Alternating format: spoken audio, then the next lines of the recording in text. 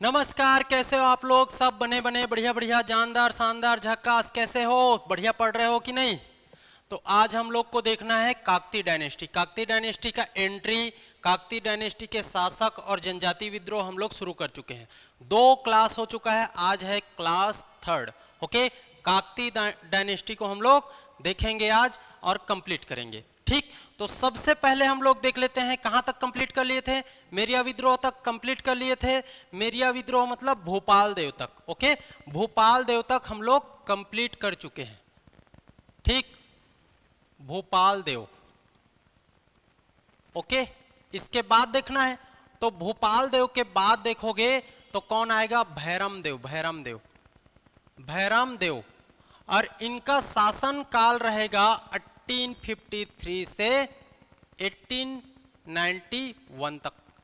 Okay, याद रहेगा 1853 से 1891 भैरम देव, इसी को समझना है। तो थोड़ा सा समझो आप लोग।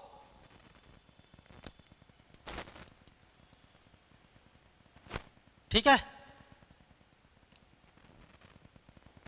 चलिए देखिए, थोड़ा सा समझना है। ये है इंडिया, इंडिया इंडिया बना लेते हैं तब समझ आएगा,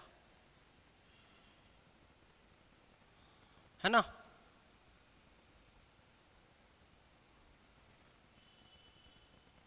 चलो इंडिया मानो, इसको इंडिया मान लो। ओके, इंडिया मानो। ठीक, अब ये है इंडिया।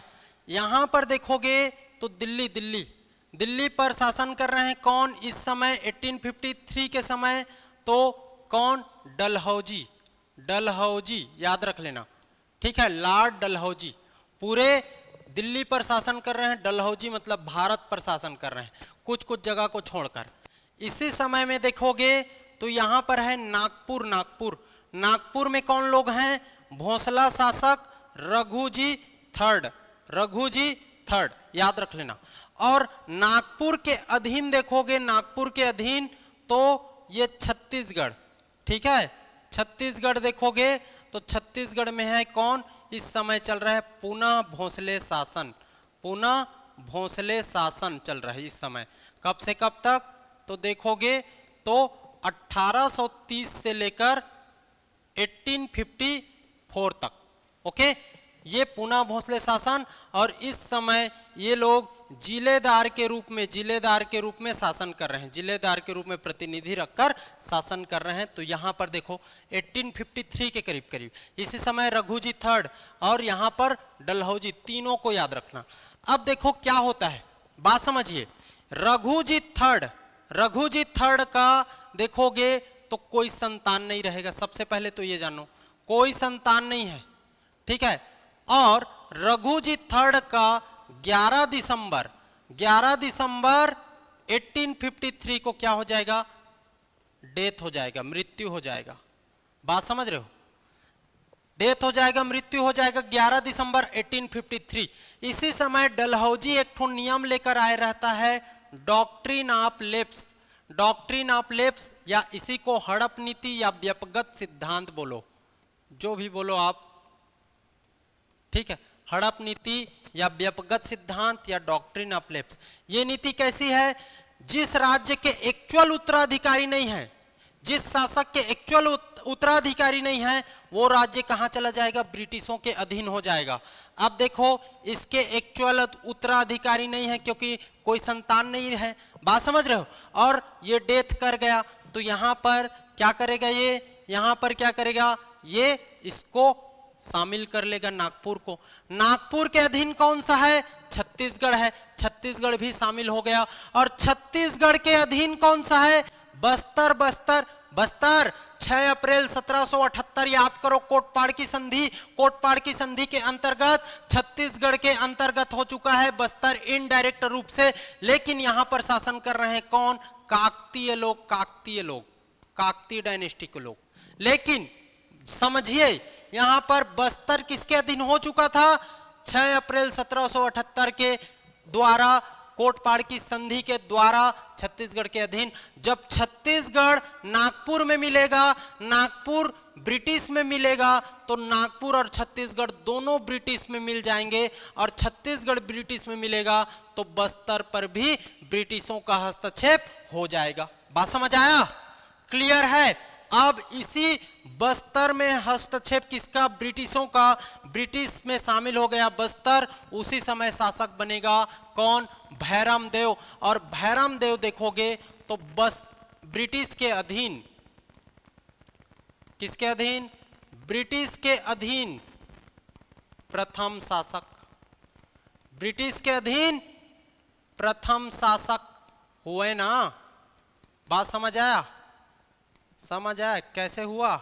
ब्रिटिश के अधीन प्रथम शासक, पहले तो ये जान लो। दूसरा चीज आपको क्या जानना है, इसी समय देखोगे अब ये नागपुर में ब्रिटिश लोग आ गए तो यहां पर कमिश्नर बैठा दिया जाएंगे और ये छत्तीसगढ़ में डिप्टी कमिश्नर बैठा दिए जाएंगे। डिप्टी कमिश्नर याद रहेगा, डिप्टी कमिश्नर। तो छत्तीसगढ़ में क्या आ गया? Deputy commissioner. डिप्टी कमिश्नर कौन बनाए गए? तो डिप्टी कमिश्नर बनाए गए चार्ल्स इलियट। सी इलियट लिख देता हूं, सी इलियट सर। कौन सर? सी इलियट बन गए डिप्टी कमिश्नर। डिप्टी कमिश्नर बनने के बाद देखो, डिप्टी कमिश्नर बनने के बाद ये बस्तर का दौरा करेंगे। बस्तर का दौरा करेंगे सर। कब करेंगे सर? 1856 में करेंगे सर। दिख रहा है? ये दिख रहा है ना? 1856 में बस्तर का दौरा करेंगे कौन? इलियट। Elliott deputy commissioner. और बस्तर में जो भी सामग्री पाए हैं राजा से संबंधित, उन सब को ये एकत्र करेगा। और कहाँ रखा है? अभी भी रखा है ना। अभी भी कहाँ? तो कलेक्ट्रेट में रखा गया है। कलेक्ट्रेट में है। कहाँ के? जगदलपुर के। याद रख लेना, ठीक। तो चार्ल्स इलियट का बस्तर में प्रथम दौरा होता है 1856 में। पूछ देगा तो आपको जानना है। ब्रिटिशों के अधीन प्रथम शासक। इसी समय सर 3 ठो बड़े बड़े विद्रोह होंगे, महत्वपूर्ण विद्रोह होंगे सर। 3 विद्रोह। क्यों? क्योंकि ब्रिटिशों का हस्तक्षेप बढ़ गया बस्तर आदिवासियों में, और आदिवासी अपने आप को शोषित समझेंगे, शोषण करेंगे ब्रिटिश लोग। उसके खिलाफ में 3 विद्रोह करेंगे। एक विद्रोह होगा सर लिंगागिरी विद्रोह। लिंगागिरी विद्रोह होगा सर। कौन सा? लिंगागिरी 1856 में, ये आपको जानना है। दूसरा विद्रोह होगा सर कोई विद्रोह। कोई विद्रोह। और कोई विद्रोह होगा 1859 में। और तीसरा विद्रोह याद रख लेना, कौन सा? तो लिंगागिरी, कोई, फिर आप मौर्य विद्रोह याद रख लो। मौर्य विद्रोह इसी के समय, भैरमदेव के समय। कब होगा? तो 1876 में। 3 विद्रोह होंगे बड़े बड़े, इसको याद रख लेना है। किसके समय में? भैरमदेव के समय। याद रहेगा? भैरमदेव के समय, ठीक। भैरमदेव के समय 3 विद्रोह। 2 ठो रानी याद रख लेना। अभी 2 रानी है, 2 रानी। बाद में तीसरा रानी आएगा, फिर वही लड़ाई कराएगी। 2 रानी, जुगराज कुंवर और स्वर्ण कुंवर। जुगराज कुंवर और स्वर्ण कुंवर, 2 ठो रानी है अभी भैरमदेव के, लेकिन कोई पुत्र नहीं है। इतना याद रखना। समझ आया? अब देखो, इन्हीं विद्रोह को हम लोग को देखना है जी। इन विद्रोहों को देखना है जी, है ना। चलो, तो सबसे पहले देखें कौन सा? हम लोग लिंगागिरी विद्रोह। कौन सा सर? लिंगागिरी विद्रोह, है ना। इसी को देखना है हम लोग को। समझ आ रहा है ना जी? लिंगागिरी विद्रोह कब सर? तो 1856 में। ओके। अब देखो, लिंगागिरी एक्चुअल में एक जगह का नाम है। ओके, ये आपको जानना है। अब लिंगागिरी विद्रोह किसके समय में हो रहा है? भैरमदेव के समय में हो रहा है। सबसे पहले तो जानो, कोई भी विद्रोह होता है तो वो क्यों होता है, कारण क्या है ना। क्यों होता है, उसका कारण क्या है, तो ये आपको जानना है। समझ आया? क्यों होता है, कारण क्या है। तो क्यों? क्योंकि बस्तर के लोग आज किसके अधीन हो गए? ब्रिटिशों के अधीन। बस्तर ब्रिटिश के अधीन हो गया, है ना। इसके कारण दिक्कत होता है इन लोग को। साथ ही साथ देखोगे तो ब्रिटिशों का शोषण, ब्रिटिशों का शोषण, यही प्रमुख कारण थे, जिसके वजह से देखोगे तो क्या हुआ, एक जमींदारी क्षेत्र है, ये देखो ये है छत्तीसगढ़, छत्तीसगढ़ को याद रखना है, छत्तीसगढ़, और ये बस्तर रीजन है ना, बस्तर, तो यहीं पर ये जमींदारी है, कौन सा जमींदारी, भोपालपट्टनम। तो इन दोनों के कारण क्या होगा, भोपालपट्टनम जमींदारी में, कौन सा, भोपालपट्टनम जमींदारी में, इस जमींदारी के अंतर्गत एक तालुका आता है, कौन सा तालुका, लिंगागिरी तालुका, लिंगागिरी तालुका आता है, ठीक है। और इस तालुका के प्रमुख रहते हैं कौन, तो लिंगा धुरवा, याद रख लेना, धुरवा राम माड़िया, धुरवा राम माड़िया, ठीक है, धुरवा राम माड़िया, ओके। भोपालपट्टनम जमींदारी के अंतर्गत लिंगागिरी तालुका के जो धुरवाराम माड़िया हैं, इनको दिक्कत होता है, क्यों, क्योंकि बस्तर के आदिवासी लोग शोषित समझ रहे हैं अपने आप को ठगा सा महसूस कर रहे हैं। यहाँ पर सी इलियट का हस्तक्षेप, ब्रिटिशर्स का हस्तक्षेप, दीवानों का, मुंशियों का हस्तक्षेप बहुत ज्यादा बढ़ चुका है, शोषण ज्यादा बढ़ चुका है। इसी कारण धुरवाराम माड़िया क्या करेंगे, विद्रोह करेंगे। धुरवाराम माड़िया क्या करेंगे, सबसे पहले तो आदिवासी लोग को इकट्ठा करेंगे। धुरवाराम माड़िया क्या करेंगे, आदिवासियों को इकट्ठा करेंगे, है ना, एकत्र करेंगे, और एकत्र करके 3 मार्च 1856 को क्या करेंगे, आक्रमण कर देंगे, विद्रोह कर देंगे। क्या कर देंगे, विद्रोह कर देंगे। ये विद्रोह देखोगे तो चित्तलनार, याद रख लेना, कौन सा जगह, चित्तलनार, चित्तलनार, चित्तलनार में आप देखोगे तो चलेगा सुबह 8 बजे से 3 बजे तक सशस्त्र विद्रोह होगा, 8 बजे से 3 बजे तक। फिर इस विद्रोह का दमन कर लिया जाएगा और धुरवाराम को 5 मार्च को फांसी दे दिया जाएगा। किसको जी, धुरवाराम माड़िया को। किसको, धुरवाराम माड़िया को। समझ आया, धुरवाराम माड़िया को, ठीक। तो ये बस्तर के दूसरे शहीद हैं, बस्तर के दूसरे शहीद, इसको याद रख लेना। पूछता है आजकल, इसको पूछता है, प्रथम को तो सब जानते हैं बोलेगा, बस्तर के दूसरे शहीद कौन, धुरवाराम माड़िया। कोई दिक्कत बताइए। धुरवाराम माड़िया को 5 मार्च को फांसी, बस्तर का दूसरा शहीद, ये आपको जानना है। लिंगागिरी विद्रोह किसके समय में, भैरम देव के समय में। यही है कहानी। क्यों हुआ था, बस्तर ब्रिटिश के अधीन हो गया था, जिसके कारण ब्रिटिशों का शोषण बढ़ चुका था। तो भोपालपट्टनम के जमींदार है, जमींदार उसी के अंतर्गत लिंगागिरी तालुका के तालुकाधिपति धुरवाराम माड़िया, ये आदिवासियों को इकट्ठा करेंगे और इनके विरुद्ध विद्रोह करने को बोलेंगे। और 3 मार्च 1856 को विद्रोह शुरू हो जाएगा। चित्तलनार में सशस्त्र विद्रोह होगा, दोनों पक्ष में, ब्रिटिशों और आदिवासियों के पक्ष में। नेता कौन है, धुरवाराम माड़िया। विद्रोह का दमन अच्छी तरीके से कर लिया जाएगा और 5 मार्च को इनको पकड़ करके धुरवाराम माड़िया को फांसी दे दिया जाएगा। ओके, तो ये हो गया बस्तर का दूसरा शहीद। कोई दिक्कत बताइए, बताइए, कोई दिक्कत, ये आपको जानना है। ओके, समझ आ रहा है ना जी।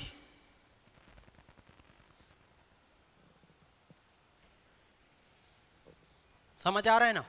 चलो आगे देखें। अब दूसरा विद्रोह देख लेते हैं, कौन सा। फिर पहला हो गया, अब दूसरा विद्रोह होगा। कोई विद्रोह कब होगा सर, तो ये होगा सर 1859 में होगा। किसके समय में, भैरम देव के समय में। क्यों होगा, तो क्यों को देख लेते हैं। क्यों होगा, क्यों होगा? तो इस समय 1859 में देखोगे तो ब्रिटिशों द्वारा गलत वन नीति, है ना, गलत वन नीति लाया गया था, वन नीति, ठीक, जिसके आधार पर साल वृक्ष को काटा जा रहा था, साल वृक्ष को काटा जा रहा था। और इसको काटने के लिए एक पद्धति लागू की गई थी जिसको कहा जाता है ठेकेदारी पद्धति, ठेकेदारी पद्धति, याद रहेगा, ठेकेदारी पद्धति। इसी ठेकेदारी पद्धति के अंतर्गत साल वृक्ष को काटा जा रहा था। अब देखो, आदिवासी लोग हमेशा से प्रकृति प्रेमी रहे हैं। आज भी जो लड़ाई चल रही, नक्सल हिंसा हो रहा है, यही प्रकृति प्रेम के कारण है। वो अपनी जगह, अपनी मिट्टी, अपने वन संसाधन, अपने पानी जल संसाधन, सबको इतना आस्था है उनके प्रति, वो छोड़ नहीं सकते। इसी कारण आज भी जो नक्सल हिंसा चल रहा है, नक्सल का अस्तित्व है, वो इसी के कारण है, प्रकृति मोह के कारण है। कल्चर को लोग छोड़ नहीं सकते, ये प्रकृति प्रेम को छोड़ नहीं सकते, ठीक है। तो उसी समय में देखोगे तो ये छत्तीसगढ़ है, और छत्तीसगढ़ में आप देखोगे तो एक याद रख लेना, ये बस्तर रीजन को कहा जाता है साल वनों का द्वीप, साल वनों का द्वीप। यहाँ पर साल और सागौन सर्वाधिक मिलता है ना, साल वनों का द्वीप ये कहा जाता है। जंगल के कारण यहाँ पर साल वन बहुमूल्य लकड़ी है, ठीक है, साल वनों का द्वीप। और इसी साल को काट रहे हैं और वो लोग यूज कर रहे हैं, ब्रिटिशर्स लोग। तो यहाँ के आदिवासी को गुस्सा आएगा कि नहीं आएगा? ना आएगा ना, आया सर, आदिवासी को गुस्सा आया इसी कारण। और ये कैसे कटवा रहे हैं? ठेकेदारी प्रथा से। कुछ भी काटो, कुछ भी काटो, ठेकेदारी प्रथा से कटवा रहे हैं। तो इसी ठेकेदारी प्रथा के खिलाफ देखोगे तो तीन लोग, तीन ठो जमींदारी के लोग, कितने जमींदार? तीन जमींदार। एक तो फोते कला, फोते केल बोलते हैं, या फोते कला याद रख लो, फोते केल, फोते केल के जमींदार। एक देखोगे तो भेज्जी के जमींदार, भेज्जी के एक मिनट ना,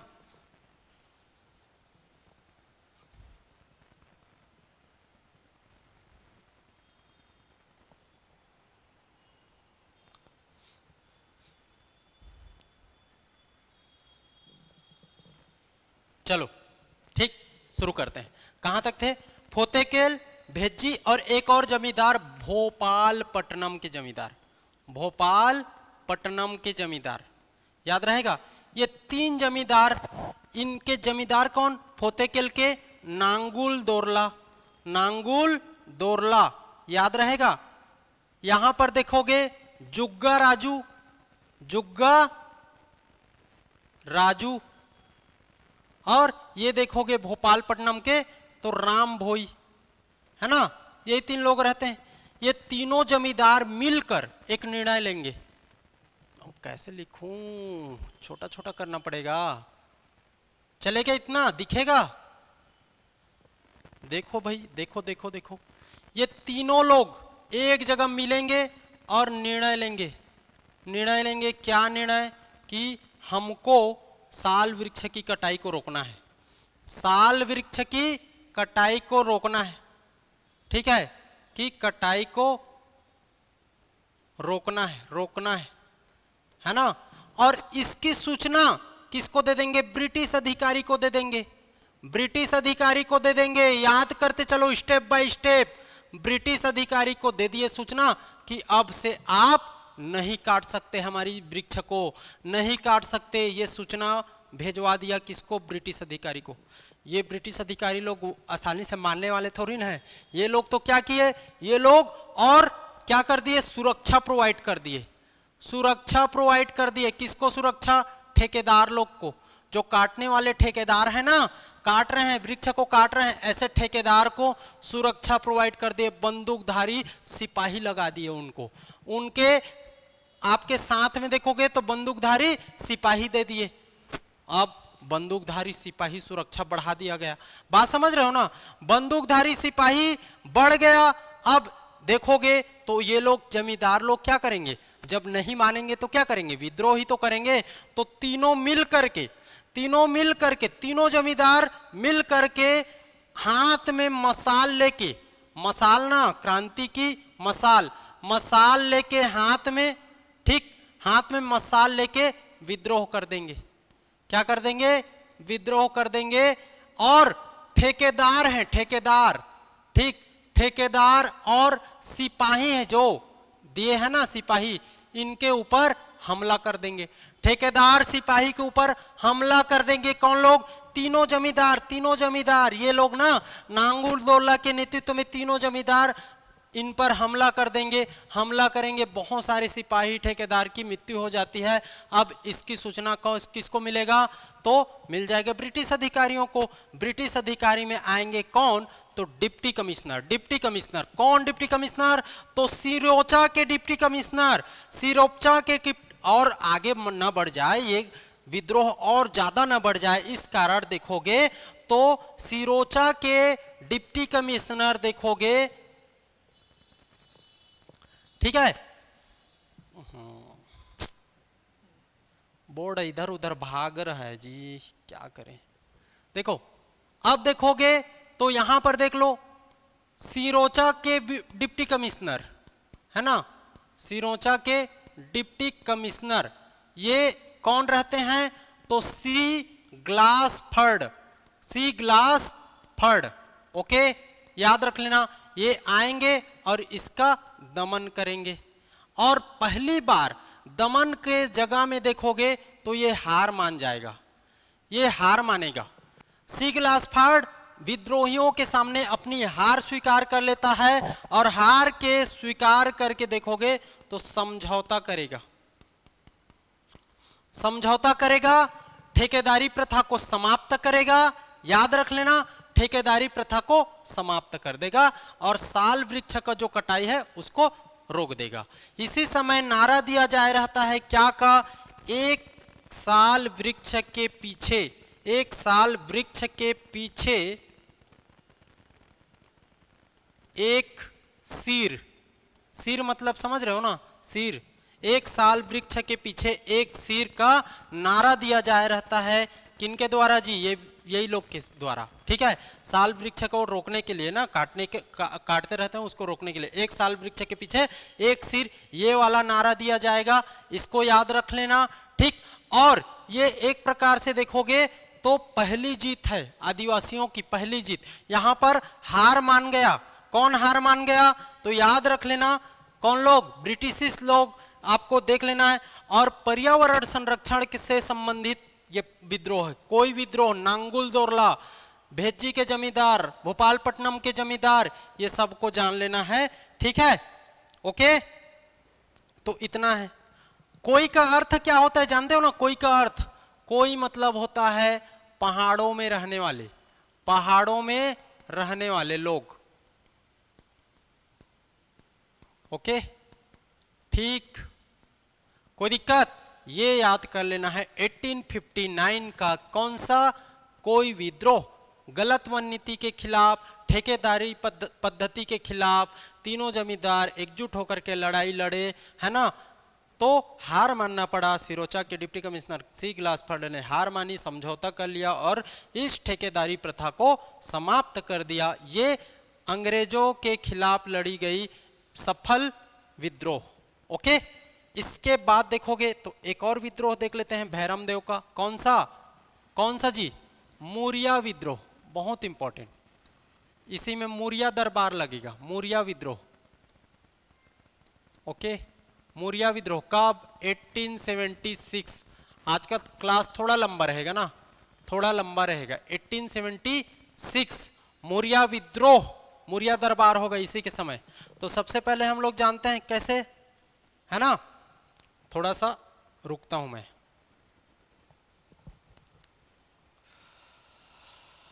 हाय, याद हो रहा है ना भाई? समझ आ रहा है? याद हो रहा है? लिंगागिरी कोई 1876 का मूरिया विद्रोह। मूरिया विद्रोह के कारण क्या थे? कारण तो इसके कई कारण थे, याद रख लेना। कारण क्या थे इसको जानो। तो सबसे पहले कारण में तो देखोगे तो बस्तर रीजन में गोपीनाथ, बस्तर क्षेत्र का दीवान, ठीक है। और बस्तर क्षेत्र का दीवान क्या कौन है? गोपीनाथ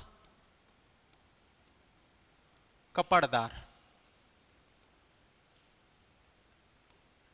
इसका शोषण सबसे बड़ा रीजन ना, ठीक। बस्तर क्षेत्र का दीवान गोपीनाथ कपड़दार का शोषण।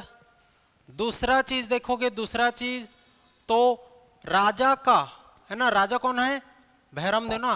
राजा के व्यक्तिगत जीवन में, लिखो ऐसा लिखो, राजा के व्यक्तिगत जीवन में ब्रिटिशों का हस्तक्षेप, है ना, मैं शॉर्ट में लिख रहा हूं, ब्रिटिशों का हस्तक्षेप, ये याद रख लेना। तीसरा चीज देखोगे तो शोषण, शोषण, शोषण, ओके, शोषण व परेशान, है ना।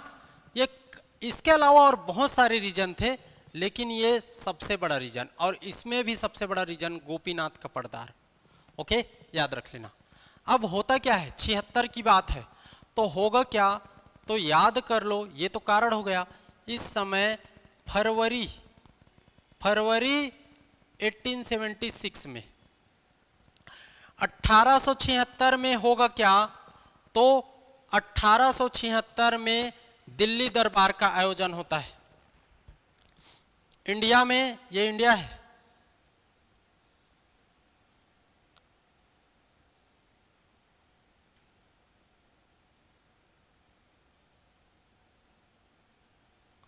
ये इंडिया है। इंडिया में क्या, दिल्ली दरबार, दिल्ली दरबार का आयोजन होगा, ठीक। और दिल्ली दरबार का आयोजन होगा तो छत्तीसगढ़ से, यहां पर छत्तीसगढ़ से शासन कर रहे हैं कौन जी, कौन, भैरम देव, है ना, भैरम देव, बस्तर रीजन में काकतीय डायनेस्टी के। तो 1876 में आयोजित दिल्ली दरबार में किसको बुलाएगा, दिल्ली दरबार में बुलाते हैं किसको, तो ये भैरम देव को, भैरम देव को बुलाएंगे कि सर आइए दिल्ली दरबार का आयोजन हो रहा है, आप भी शामिल हो जाइए। अब इस समय देखोगे ये बस्तर वाली, ये छत्तीसगढ़ को अब याद करो, ये छत्तीसगढ़, छत्तीसगढ़ में देखोगे तो ये बस्तर, और बस्तर में ये दीवान, दीवान राजा के अंडर में ही है, लेकिन ब्रिटिशों के खास है, इस कारण दीवान, दीवान यहाँ के लोगों को बहुत ज्यादा शोषित कर रहे हैं, शोषण कर रहे हैं, उनको परेशान कर रहे हैं, ठीक है। कौन, आपका गोपीनाथ, गोपीनाथ। तो जब दिल्ली दरबार ये जाते रहता है, कौन, ये दिल्ली दरबार के लिए जाएगा, भैरम देव जगदलपुर जाते रहता है, उसी समय भैरम देव को रोकने के लिए ये आदिवासी लोग इकट्ठा हो जाएंगे। क्या होंगे, आदिवासी लोग एकत्र हो जाएंगे। क्यों एकत्र होंगे, रोकने के लिए ना, मत जाइए साहब, ठीक है, मत जाइए, रोकने के लिए।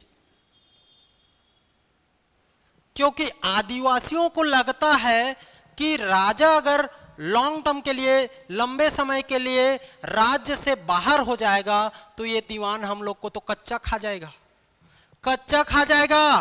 शासन का पूरा ये जो बचा हुआ है, थोड़ा बहुत हस्तक्षेप बचा है राजा का, वो भी खत्म हो जाएगा, पूरी तरीके से ब्रिटिश में शामिल हो जाएंगे। ऐसा समझ के आदिवासी लोग भैरम देव को लंबे समय के लिए बाहर रहने से रोकते हैं, और इसी कारण दिल्ली दरबार में शामिल नहीं होने के लिए रोकने जाते हैं, रोकने जाएंगे। समझ रहे हो ना, बात समझो कहानी को। आदिवासी लोग इनको रोकने के लिए जाएंगे, क्लियर, आदिवासी लोग रोकने के लिए जाएंगे, रोकने के लिए जाएंगे, और इनके सामान को कुली लोग फेंक देंगे बाहर, ठीक है, मतलब गाड़ी से उतार देंगे कुली लोग। तो ये कौन यहां पर शोषण कर रहा है, सॉरी दीवान ना, कौन शोषण कर रहा है, दीवान। ये गिराएगा जी एक आध दिन मेरे को, ठीक है। देखो दीवान शोषण कर रहा है, तो यहां पर आदिवासी लोग रोकने के लिए गए। अब रोकने वाले जितने भी आदिवासी हैं, जो लोग रोक रहे हैं, रोकने वाले आदिवासी को, ठीक है ना, रोकने वाले को ये दीवान मस्त पिटवाएगा, क्योंकि दीवान तो चाहता रहता है कि राजा यहां से भागे, राजा है प्रजा हितैषी, राजा भाग गया तो फिर मेरा राज। दीवान चाहते रहता है तो दीवान उनको मस्त पिटवाएगा। बात समझ रहे हो? जो लोग रोक रहे हैं भैरम देव को, उनको मस्त पिटवाएगा, और इन सब घटना के फलस्वरूप देखोगे तो राजा वापस आ जाता है। राजा वापस आ जाएगा, वापस जगदलपुर, मतलब अपने राज्य में वापसी करता है। वापसी करता है, इसी समय देखोगे तो रास्ते में आदिवासी लोग रास्ते में रोक करके किसको जी? राजा को रोक करके आदिवासी लोग, कौन लोग रोक रहे हैं? आदिवासी लोग ना। कौन लोग रोक रहे हैं? आदिवासी लोग।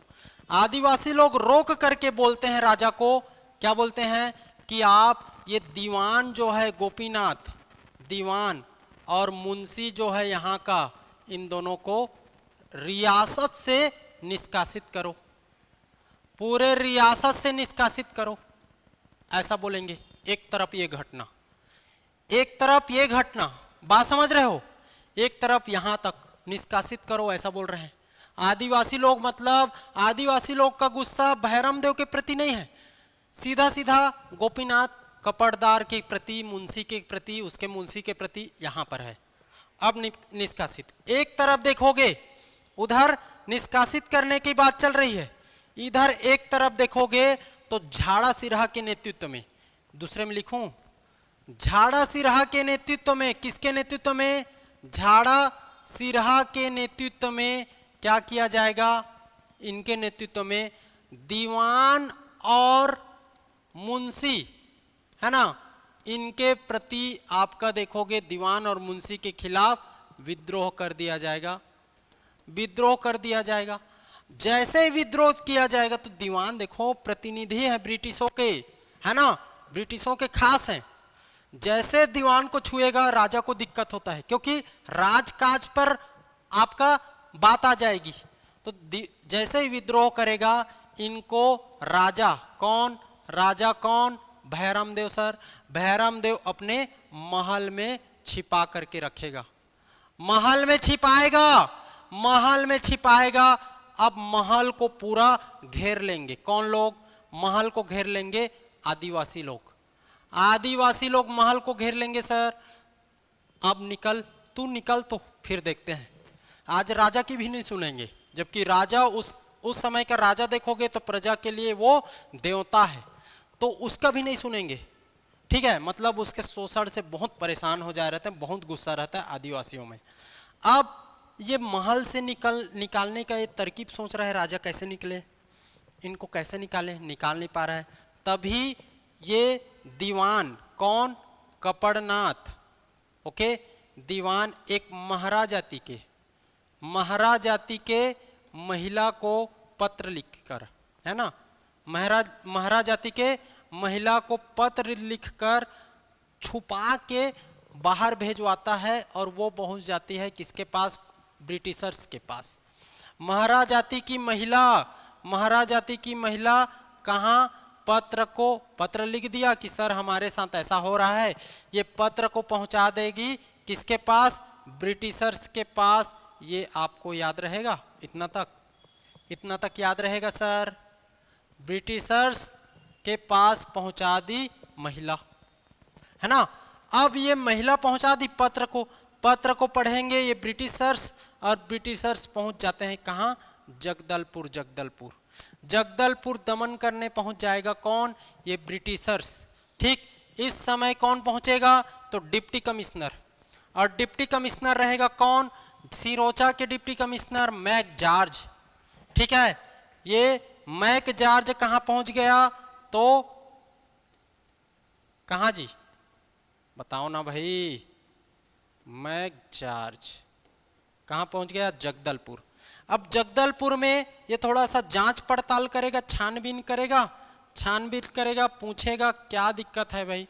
छानबीन किया तो पता चलता है इसको कि आदिवासियों का गुस्सा राजा के प्रति नहीं है, केवल और केवल दीवान के प्रति है। दीवान के प्रति गुस्सा है, राजा के ऊपर हमला नहीं है। ओके, दीवान के प्रति गुस्सा, राजा के ऊपर हमला नहीं। लेकिन मैकजॉर्ज ये लोग तो पार्शली बिहेव करते हैं ना, तो देखोगे पार्शलिटी करते हैं, तो ये लोग राजा को इसका जिम्मेदारी मानेगा। अरे यार कलर काहे चेंज हो रहा है, राजा को जिम्मेदार, ये राजा को जिम्मेदार मानेगा, उनके अधिकारी को जिम्मेदार मानेगा, ये आपको जानना है। राजा और उसके अधिकारियों को जिम्मेदार मानेगा। और फाइनली देखोगे तो यहां पर भी देखोगे तो ये दीवान है, दीवान, इसको दीवान के पद से हटा देता है। ठीक है, इसी में से देख लो राजा को जिम्मेदारी दे मान लेगा। और फिर यहीं पर मार्च में 1876 में एक आयोजन करेगा मुरिया दरबार का, मतलब सबको बुलाएगा मुरिया दरबार में और समस्या का समाधान करेगा। वहीं से मुरिया दरबार शुरू होता है, जानते हो कि नहीं? मुरिया दरबार शुरू होगा तो अधिकारियों मुरिया दरबार का आयोजन करेगा।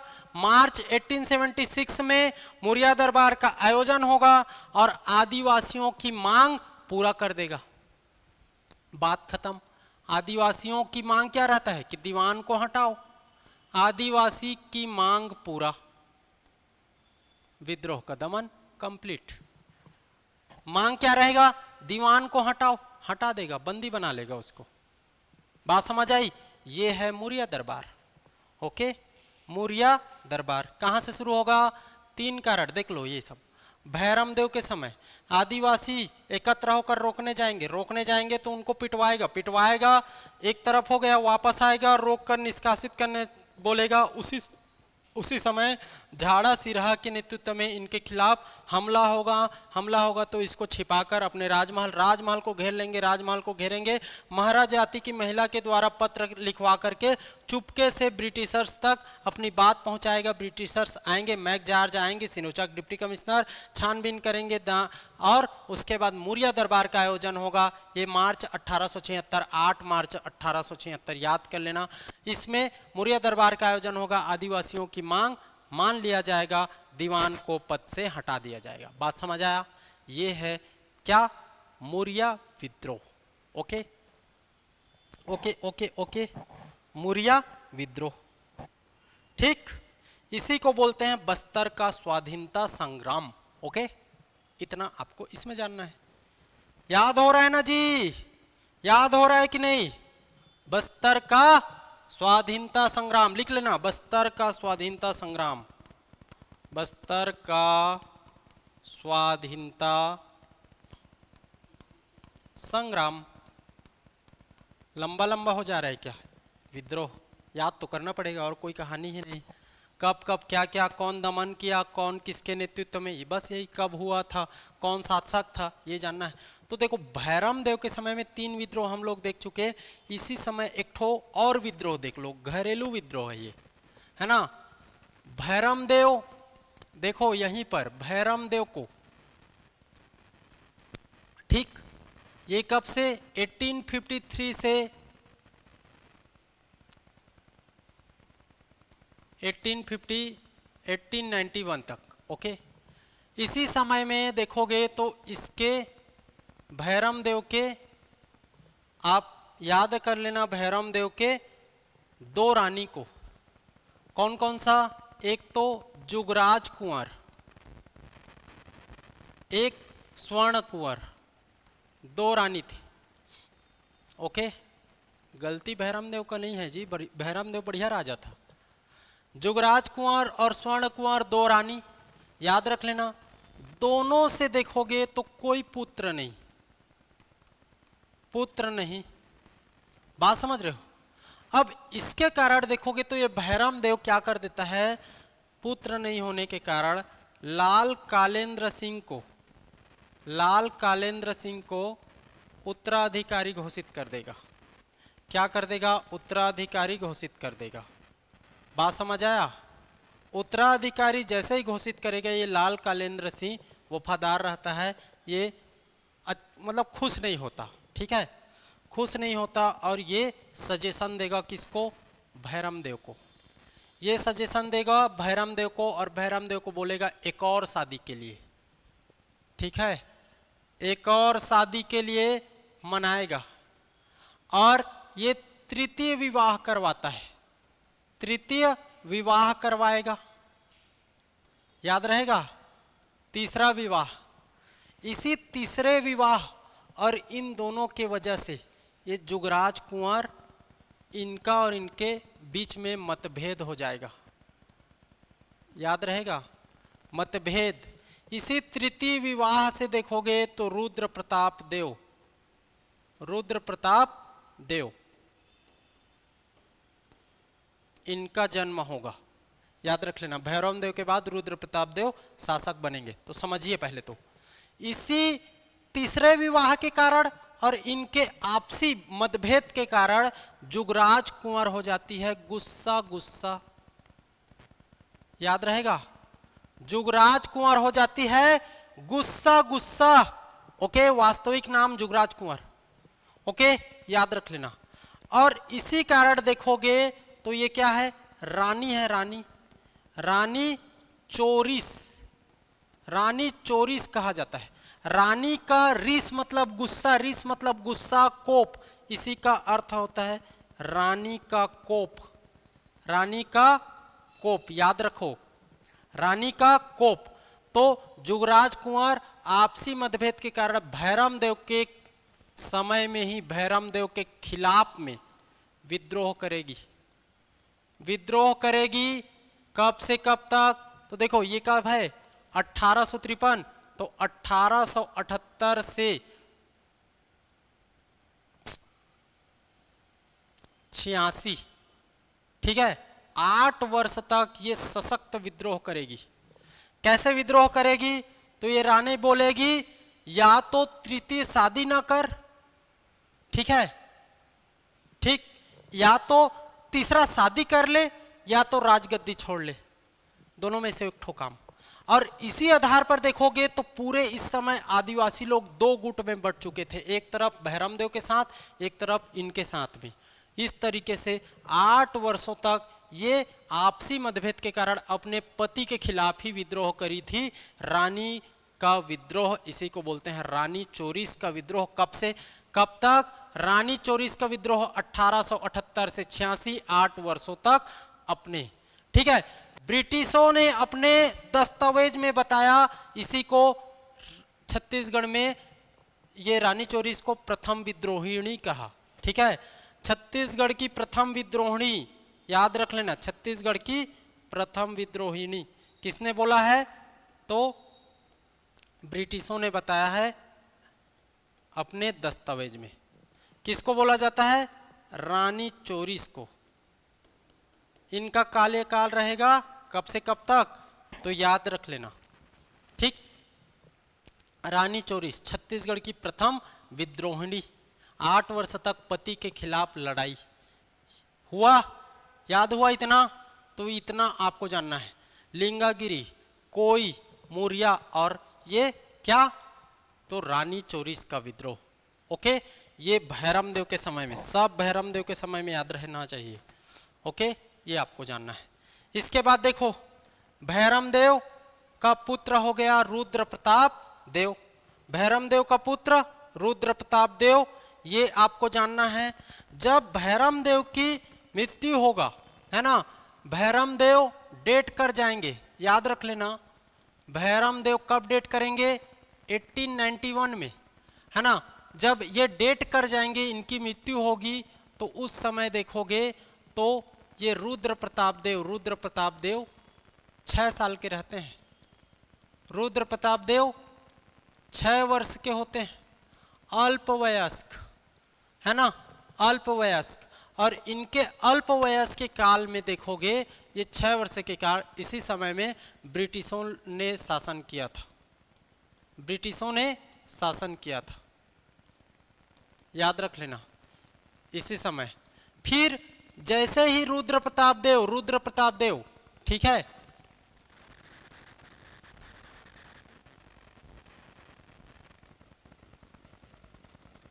रुद्र प्रताप देव ये शासक होते हैं, ये मतलब 23 वर्ष के हो जाते हैं, वयस्क हो जाते हैं 23 वर्ष के, तब इनका राज्याभिषेक होता है, तब इनका राज्याभिषेक होता है, याद रख लेना, ठीक है। राज्याभिषेक होगा रुद्र प्रताप देव, ओके, याद रख लेना, बहुत इंपॉर्टेंट है भाई, रुद्र प्रताप देव बहुत इंपॉर्टेंट है, ओके। 1891 किसका मृत्यु? भैरम देव का मृत्यु। रुद्र प्रताप देव 6 वर्ष के, ब्रिटिशों ने उस समय शासन किया, फिर रुद्र प्रताप देव 23 वर्ष की आयु में राज्याभिषेक कराएंगे और अगला शासक हो जाएगा रुद्र प्रताप देव। ये याद कर लेना, ये अंग्रेजों की बहुत सारी युद्ध में सहायता किए थे, युद्ध में सहायता करने के वजह से, ठीक, युद्ध में सहयोग की वजह से देखोगे तो इनको कहा गया saint of Jerusalem, saint of Jerusalem, याद रहेगा, सेंट ऑफ जेरूसलेम, ईसा मसीह, ओके, सेंट ऑफ जेरूसलेम की उपाधि दिया गया ब्रिटिशों द्वारा। इसी के समय में देखोगे तो बहुत सारे डेवलपमेंट के काम हुए, बहुत सारे डेवलपमेंट के। रुद्र प्रताप देव के समय में जगदलपुर को चौराहों का शहर कहा गया, चौराहों का शहर, याद रख लेना भाई, चौराहों का शहर, ओके।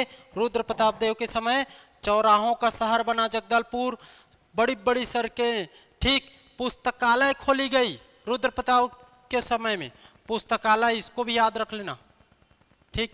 तो बहुत सारे डेवलपमेंट के काम भी हुए, ओके, ये आपको जानना है रुद्र प्रताप देव। अब देखो रुद्र प्रताप देव, ओके, इसकी राजमाता कौन है? स्वर्ण कुंवर, ओके, है ना, उसका बेटा नहीं है, उससे जन्म हुआ बेटा नहीं है, लेकिन स्वर्ण कुंवर को माँ ही तो बोलेगा, है ना, स्वर्ण कुंवर को माँ ही तो बोलेगा ना। अब इस समय देखोगे तो इस रुद्र प्रताप देव के समय में देखोगे तो याद कर लेना, दो चीज हुआ था, दो इंपॉर्टेंट घटना, इतना तो आपको जानना है।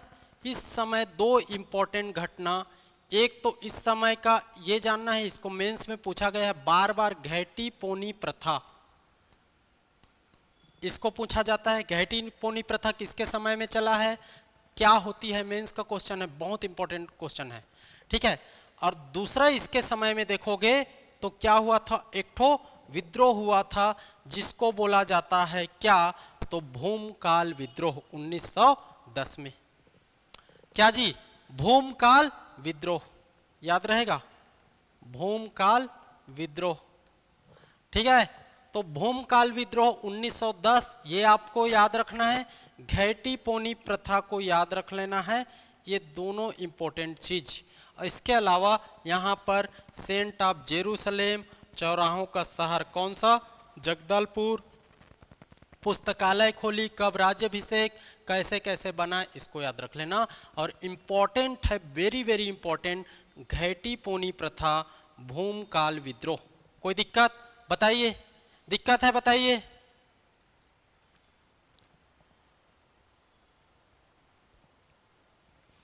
ओके,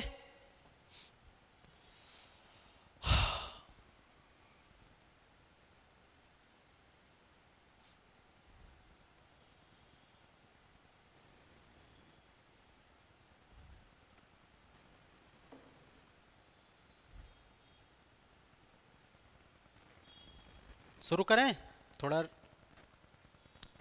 शुरू करें जी, है ना।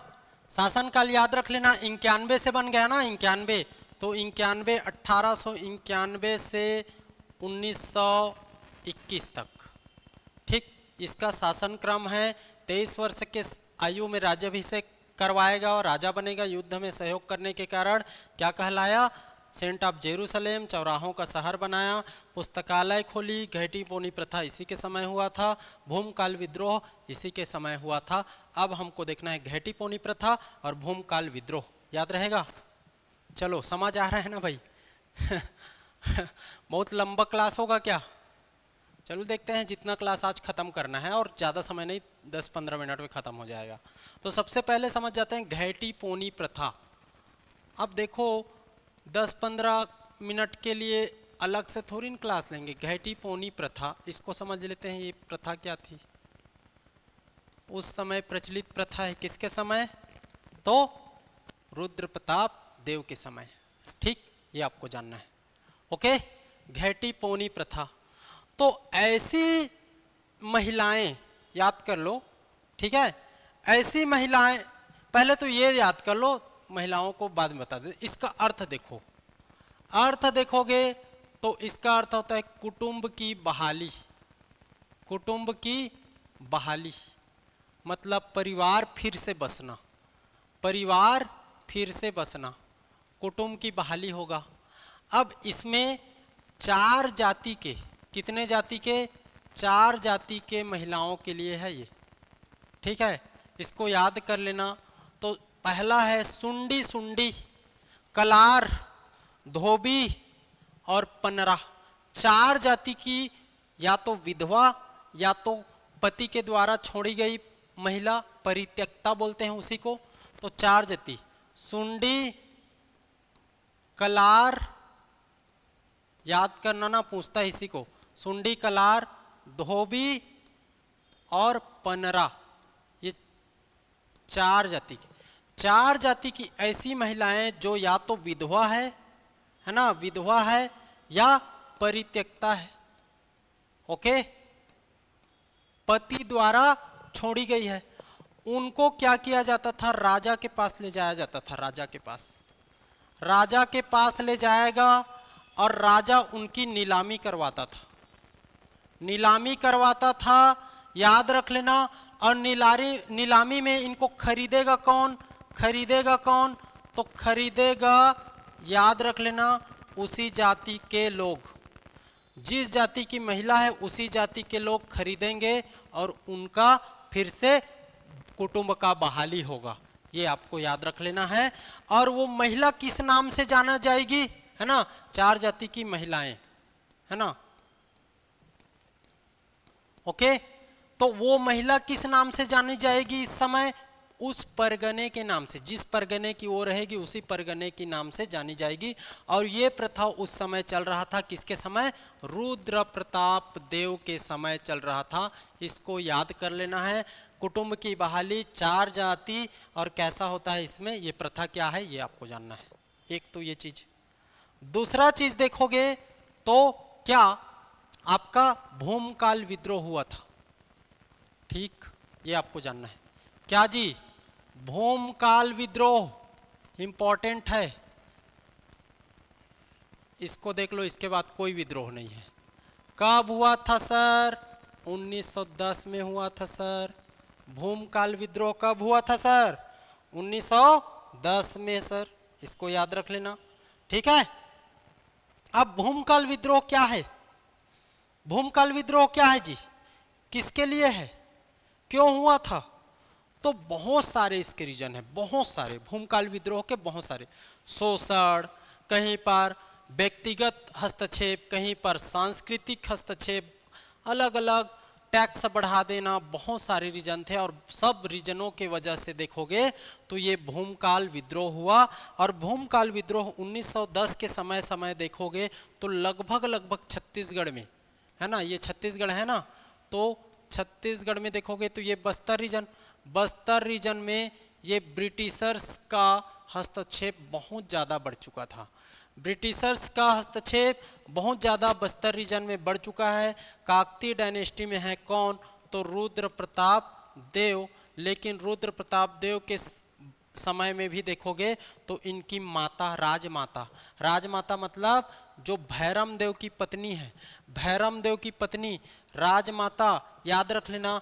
तो याद रख लेना, इसी समय में स्वर्ण कुंवर देवी, है ना, स्वर्ण कुंवर, रानी स्वर्ण कुंवर राजमाता थी इस समय। और लाल कालेंद्र सिंह जो भैरम देव के समय थे, लाल कालेंद्र, इन दोनों ने एक मीटिंग बुलाया। पहले तो ये लोग दौरा किए, पूरे राज्य का दौरा किए, राज्य का दौरा किए। कैसे दौरा किए? तो याद कर लेना कि ये लोग विद्रोह करना चाहते हैं कि नहीं, ब्रिटिशों के खिलाफ विद्रोह चाहते हैं कि नहीं, इसके लिए देखोगे तो ये लोग राज्य का पूरा दौरा किए, राज्य का पूरा दौरा किए। कौन लोग? 2 लोग, लाल कारेंद्र और स्वर्ण कुंवर, और राज्य का दौरा करके विद्रोह का पता लगाया कि विद्रोह करना चाहिए कि नहीं। ओके, विद्रोह का पता लगा करके इन्होंने एक मीटिंग बुलाया, बैठक बुलाया। बैठक, बैठक कहां? तो याद रख लेना, ठीक है। बैठक कहां बुलाएगा? तो एक जगह है, 1 मिनट ना, फोन आ रहा है, 1 मिनट।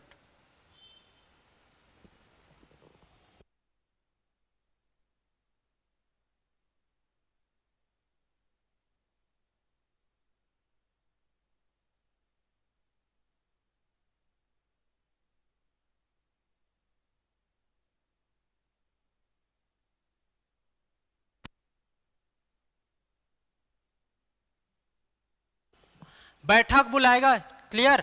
बैठक बुलाएगा। एक ठो जगह है ताड़ोकी ग्राम, ताड़ोकी ग्राम, ताड़ोकी ग्राम में बैठक बुलाएगा, और ताड़ोकी ग्राम में बैठक बुला करके उनको विद्रोह में शामिल होने के लिए प्रोत्साहित करेगा। ब्रिटिशों के खिलाफ हम लोग को विद्रोह करना है, ऐसा बोलेगा। ये हो गया। अब इसी आपका बैठक है, इसी बैठक में 3 चीज नियुक्त किया जाएगा। सूत्रधार, इस विद्रोह का सूत्रधार किसको नियुक्त करेगा?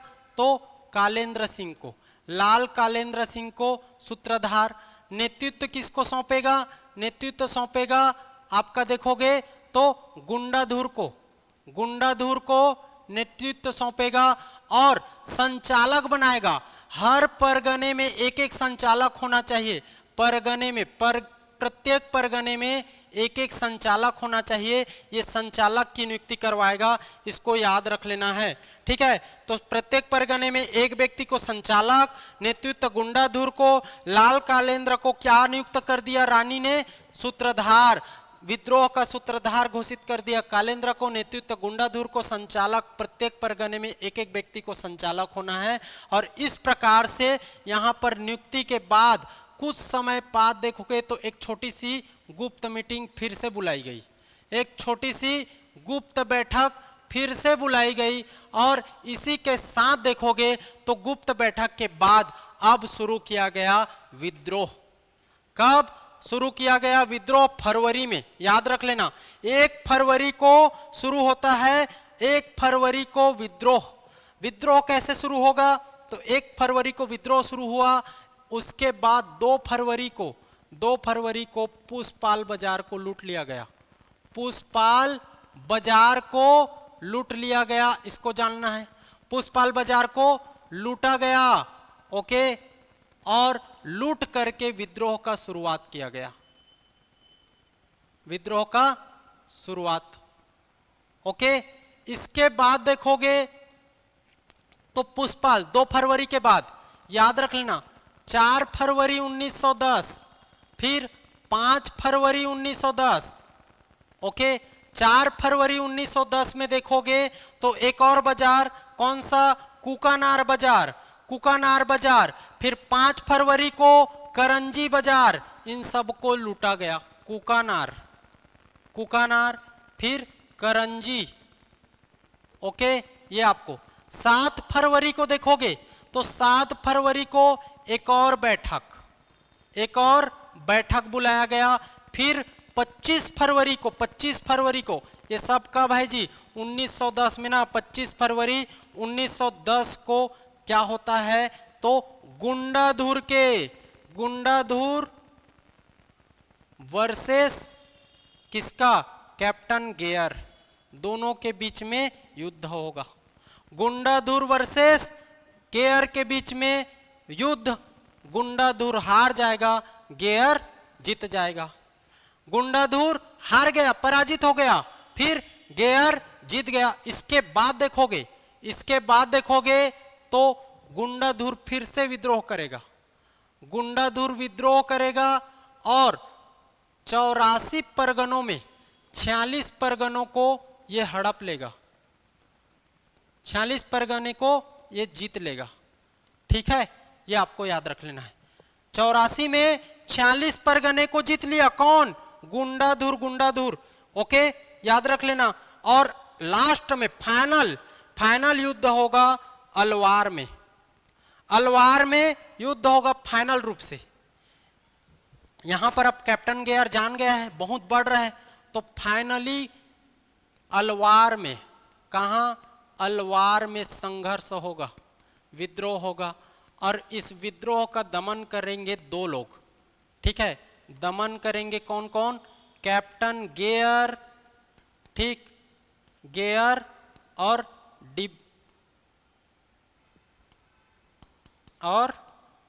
डिब्रेड, ठीक है, ये दोनों मिल करके इस विद्रोह का दमन करेंगे, सबको बढ़िया से मारेंगे, ठीक है, समझ रहे हो, और सबको लास्ट में बंदी बना लेंगे, बंदी, ठीक, कैद कर लेंगे। गुंडाधुर को भी कैद कर लिए, बाद में गुंडाधुर देखोगे तो भाग जाएगा, गुंडाधुर भाग जाएगा, याद रहेगा, गुंडाधुर भाग जाएगा, इसी कारण उसको तात्या टोपे की संज्ञा भी देते हैं गुंडाधुर को। भाग गया, पकड़ नहीं पाए, ये भाग गया, है ना, ये आपको जानना है। ओके, तो इस तरीके से भूमकाल विद्रोह कंप्लीट हुआ था, इसको भी आपको याद रखना है। भूमकाल विद्रोह बेहतरीन विद्रोह है ना, ये आपको जानना। और इस विद्रोह में देखोगे तो ये जो अलवार में युद्ध हुआ ना, यहाँ पर सोनू मांझी ने ना मुखबिरी कर दी थी। मुखबिरी कौन किया था, तो सोनू मांझी, ये आपको जान लेना है।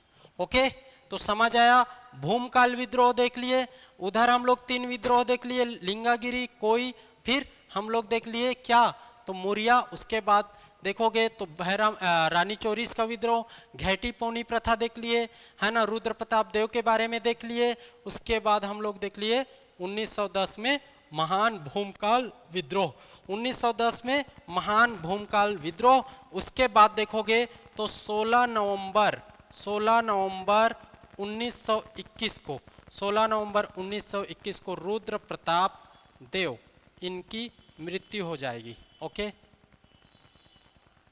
रुद्र प्रताप देव की मृत्यु, इसको याद रख लेना। और रुद्र प्रताप देव की एक बेटी रहती है ना, प्रफुल्ल कुमारी, प्रफुल्ल कुमारी, इसको याद रख लेना। रुद्र प्रताप देव की बेटी पुत्री प्रफुल्ल कुमारी, और प्रफुल्ल कुमारी शासिका बनेगी। लोगों के कहने पर प्रफुल्ल कुमारी शासिका बनेगी, वो भी शासन करेगी, इसको याद रख लेना भाई। प्रफुल्ल कुमारी 1921 से 36 के बीच में शासन करेगी, इसको याद रख लेना, ठीक। इसकी रुद्र प्रताप देव की बेटी प्रफुल्ल कुमारी, अब शासन प्रफुल्ल कुमारी। ओके,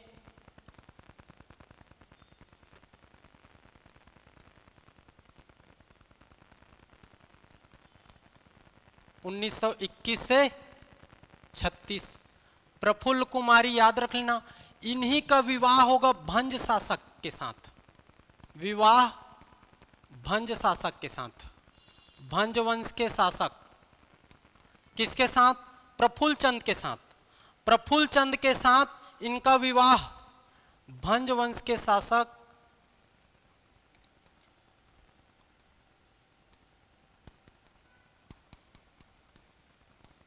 किसके साथ जी, तो प्रफुल्ल चंद, देखो नाम भी बढ़िया है, मैच कर रहा है ना, प्रफुल्ल चंद। तो सबसे पहली बार देखोगे, सबसे आपका इंपॉर्टेंट ये है कि प्रथम बार, पहली बार छत्तीसगढ़ में ना भंज वंश का शासन आ गया। अब काकतीय वंश के बाद भंज वंश का शासन, है ना, भंज वंश का शासन आ गया। लेकिन प्रफुल्ल कुमारी और प्रफुल्ल चंद दोनों से, प्रफुल्ल कुमारी है ना और प्रफुल्ल चंद, ये दोनों से एक पुत्र होगा प्रवीर चंद, प्रवीर चंद, ये प्रवीर चंद का शासक आएगा, है ना, प्रवीर चंद, इसका बेटा प्रवीर चंद। ओके, भंज वंश हो गया, इन दोनों से प्रवीर चंद याद रख लेना। और ये प्रवीर चंद देखोगे तो बहुत इंपॉर्टेंट बात कहा है, इसको याद रख लेना। ये प्रवीर चंद शासक बनेगा और क्या बोलेगा, मैं काकतियों का बेटा हूं। ये भंज का नहीं बोलता है, ये काकतियों का बेटा हूं बोलता है और काकतीय डायनेस्टी को अपनाता है। इसको याद रख लेना, काकतीय वंश। इस तरीके से क्या होगा 1900 आपका देखोगे तो 48 में 1948 में क्या हो जाएगा, बस्तर का ब्रिटिश साम्राज्य में विलय। 1 जनवरी 1948 को लिख देता हूं, 1 जनवरी 1948 को बस्तर का ब्रिटिश साम्राज्य में विलय। ठीक है, बात समझ आ रही ना जी? ब्रिटिश में विलय और भारत संघ में, सॉरी 48 ना, भारत संघ में विलय। ठीक, भारत संघ में विलय। 47 में आजाद हो गया ना, ब्रिटिश तो चले गए, भारत संघ में विलय। ठीक, तो 1 जनवरी 1948 को बस्तर का भारत संघ में विलय हो जाएगा और यहां से काकतीय डायनेस्टी खत्म। अब जो वहाँ काकतीय डायनेस्टी के ही शासक हैं, यही भंज वंश वाला काकतीय डायनेस्टी के भी शासक अभी भी चल रहे हैं, वो नाम मात्र के राजा, नाम मात्र के, क्योंकि अभी तो आ गया है क्या, लोकतंत्र। राजतंत्र खत्म, लोकतंत्र आ गया है। तो यहां तक को आपको जानना है। ओके, कोई दिक्कत? कोई दिक्कत? बताइए बताइए बताइए, याद हुआ? ठीक, ये जान लेना। ये हो गया भूमकाल। भूमकाल के बाद ये प्रफुल्ल कुमारी का 1936 में एपेंडिसाइटिस एक बीमारी का नाम है ना, इसी बीमारी से क्या हो जाएगा, डेथ हो जाएगा, है ना। एपेंडिसाइटिस नामक बीमारी से डेथ हो जाएगा लंदन में। इसके बाद देखोगे तो कौन, प्रफुल्ल चंद और इनके पुत्र प्रवीर चंद शासक बनेंगे। प्रवीर चंद अंतिम शासक काकतीय डायनेस्टी के। 1 जनवरी 1948 को बस्तर का भारत संघ में विलय और इस तरीके से भारत संघ में पूरा विलय हो जाता है। तो हम लोगों ने पूरी तरीके से काकतीय डायनेस्टी पढ़ा, साथ ही साथ हल्बा विद्रोह। उसके बाद हल्बा विद्रोह के बाद क्या देखे, भोपालपट्टनम विद्रोह। भोपालपट्टनम विद्रोह के बाद हम लोग क्या देखे हैं बताइए, तारापुर, फिर मेरिया। तारापुर के बाद मेरिया, फिर हम लोग क्या देखे हैं, लिंगागिरी। लिंगागिरी के बाद कोई के बाद मुरिया। मुरिया के बाद हम लोग क्या देख लिए जी, मुरिया के बाद क्या देख लिए बताइए। तो मुरिया के बाद हम लोग देखे हैं कौन सा, रानी चोरिस का। रानी चोरिस के बाद हम लोग अगला विद्रोह देख लिए, इसको विद्रोह में नहीं लेते, इसको हम लोग भूमकाल विद्रोह। इतना को देख लिए, नहीं देखे हैं तो इसको सबको याद करना। कौन इसके नेता रहे, कब हुआ, क्या कहानी, सब तो पता है। हल्बा विद्रोह, अजमेर सिंह नेता, दरियादेव के खिलाफ, याद रख लें, दरियादेव पहले, यही उत्तराधिकार। भोपालपट्टनम ब्लंट को रोकने के लिए था, आदिवासी गौड़ लोग। तारापुर दलगजन सिंह, मेरिया मांझी, हिड़मा मांझी। आपका लिंगागिरी, लिंगा धुरवा, कोई नांगुल दोरला, भेजी के जुग्गाराज, ये राम भोई, ये सब। इसके बाद मुरिया आप जानते हो, मुरिया झाड़ा सिरहा। उसके बाद रानी चोरिस, जुगराज कुंवर है। इसके बाद भूमकाल, गुंडाधुर, याद रख लेना, कोई दिक्कत थोड़ी ना है। और यही आदिवासी विद्रोह ही है आपका डायनेस्टी के अंतर्गत पढ़ोगे तो कौन कौन से, हल्बा विद्रोह कौन से शासक के समय, तो अजमेर सिंह के समय। आपका भोपालपट्टनम 1795 दरियादेव के समय। फिर तारापुर और मेरिया क्या याद रखना है, भोपाल देव।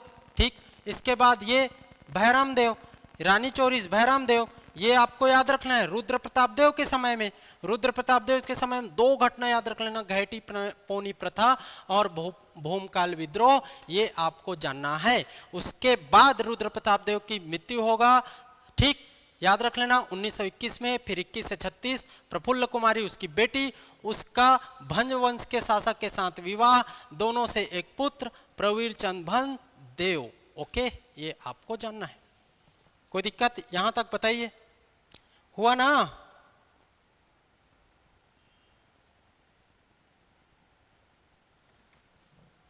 ओके, तो बताइए किसको समझ नहीं आया, समझ आया कि नहीं। पूरा हम लोग काकतीय डायनेस्टी का बस्तर में एंट्री देख लिए।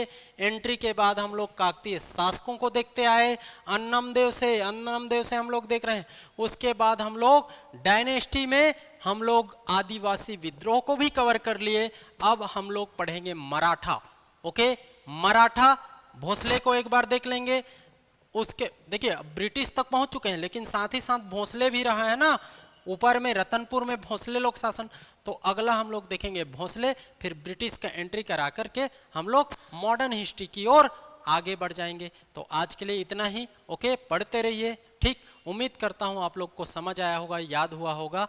ठीक, पढ़ते रहिए। Thank you.